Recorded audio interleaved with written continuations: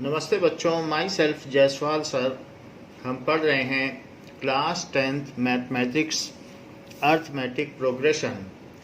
Last class में हमने exercise 5.3 के फर्स्ट 2 क्वेश्चंस कर लिए थे। Now we will move ahead with question number 3।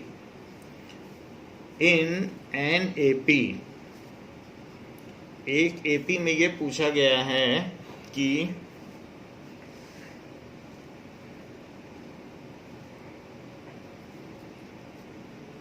कुछ चीज़ें दी हैं, कुछ पूछी गई हैं। गिवन क्या है? a is equals to 5, d is equals to 3, an is equals to 50। Find n and sn। तो उसके लिए an is equals to a plus n minus 1 into D. So what is an? It is 50. So 50 is equals to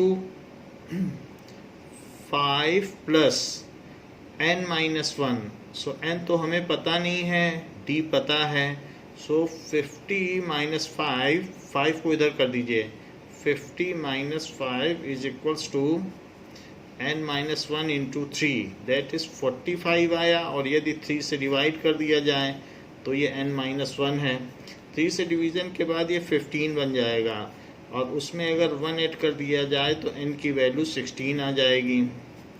n की value हमें पता चल चुकी है, तो पहले आप Sn का फार्मूला लिखिए। That is,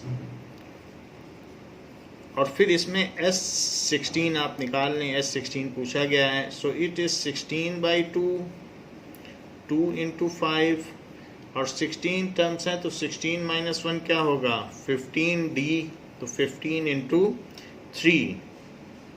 so it is 8, 10 plus 45, so it is 855। सो 8 5 जा 40 एंड 8 5 जा 40। सो इसकी जो 16 टर्म है वो 440 आ गई है, और n की वैल्यू 16 आ गई है। आंसर ठीक है। नेक्स्ट क्वेश्चन देखते हैं। सो सेकेंड पार्ट इसका है a is equals to 7, a 13 is equals to 35, and d and s13 पता करना है। Find d and s13। a13 दिया हुआ है, सो an का क्या फार्मूला होता है? a plus n minus 1d। So a13 क्या हो जाएगा? a plus 12d। a13 की वैल्यू डाल दीजिए। 35, a की वैल्यू 7 है, तो 35 में से 7 चला जाएगा। नाउ इट विल बी 7 जाने के बाद 5, तो 15, that is 8, and it is 28। 28 is equals to 12d। 12d आ गया। सो d इज इक्वल्स टू 28/12। इसे 4 से कट कर दो, तो 4 7 जा 28, और 4 3 जा 12। सो d की वैल्यू आ गई 7/3। It is correct. Now s13 निकालना है, तो d is equals to 7/3। Sn का फार्मूला लिख लीजिए। n/2, 2a plus n minus 1 into D. So s13 is 13/2, 2 into a की वैल्यू 7 है, और प्लस 13 है, तो यहाँ 12d आएगा। d की वैल्यू आ गई है 7/3। यहाँ से जो d की वैल्यू आई है उसको हम रख देंगे। 7/3, देन इट इज़ 4, तो 7 4 जा 28।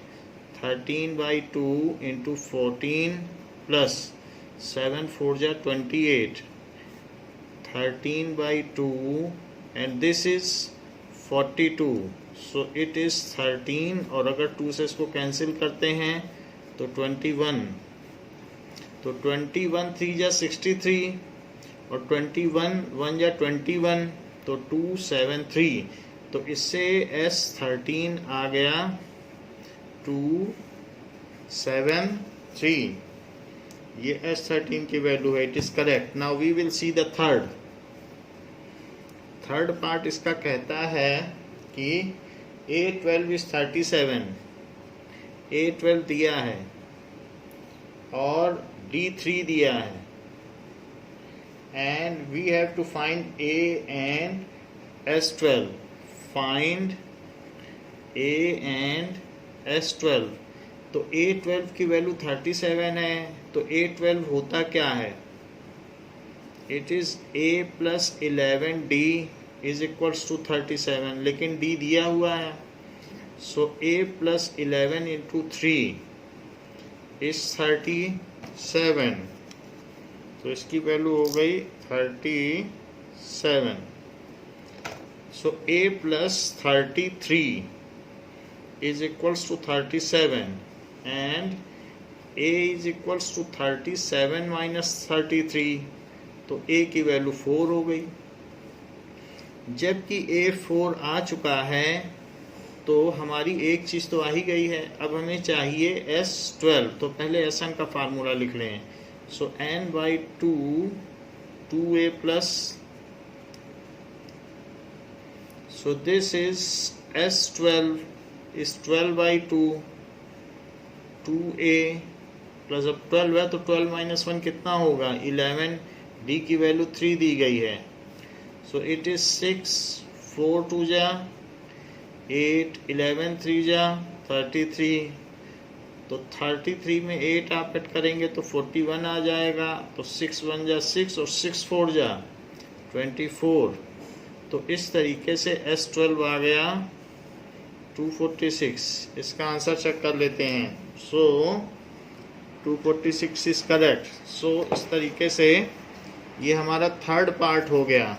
Now let us C fourth part. Fourth part में क्या कहा गया है? फोर्थ पार्ट में कहा गया है कि A3 is equals to 15 and S10 is equals to 125. A3 is equals to 15 और S10 is equals to 125। और आपसे ये बात पूछी गई है D और A10 की वैल्यू और A10। A3 दिया है, A3 is equals to 15, लेकिन A3 क्या होता है? A plus 2D is equals to 15। अच्छा, S10 भी दिया है, सो S10 होता क्या है?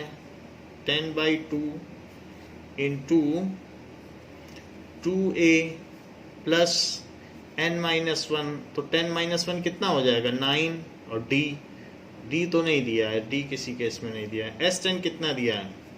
125 is equals to 5 और 2A plus 9D, तो ये 125 में 5 का डिवाइड कर दो तो उधर बचेगा 2A plus 9D, तो 5 2 जा 10, 5 5 जा 25 और 2A plus 9D, तो यहाँ पर A plus 2D है और वहाँ 2A plus 9D है। तो अगर हमें एलिमिनेशन मेथड लगाना है तो ये फर्स्ट इक्वेशन में आपको 2 से मल्टीप्लाई करना पड़ेगा, तब यहाँ 2A कैंसिल हो जाएंगे। सो इसको आप क्या करें? 2 से मल्टीप्लाई कर दें, so it is 2A plus 4D is equals to 30। अब इसी के नीचे ये लिख दें 2A plus 9D is equals to 25। ये अब थर्ड इक्वेशन बन गई है और ये सेकेंड